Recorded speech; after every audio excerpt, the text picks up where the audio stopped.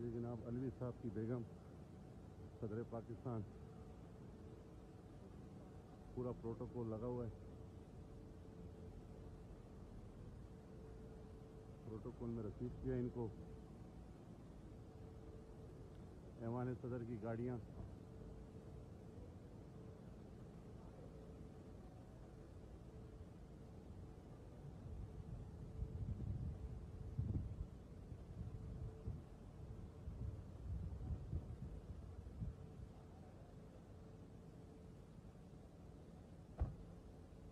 आगे, पहले ये मोबाइल, फिर पुलिस मोबाइल, फिर दूसरी गाड़ी, फिर तीसरी गाड़ी। मैंने आगा रफील्ला क्यों नहीं बनाया यार? प्रोटोकॉल हो रहा है जिसकी इन्होंने कहा कि हम नहीं करेंगे प्रोटोकॉल।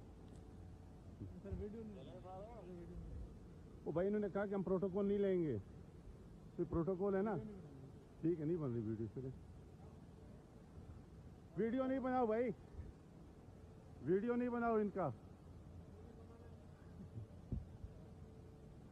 वीडियो बनाने से मना कर रहे हैं क्योंकि इनके प्रोटोकॉल की बात हम आया कर रहे हैं। ये नए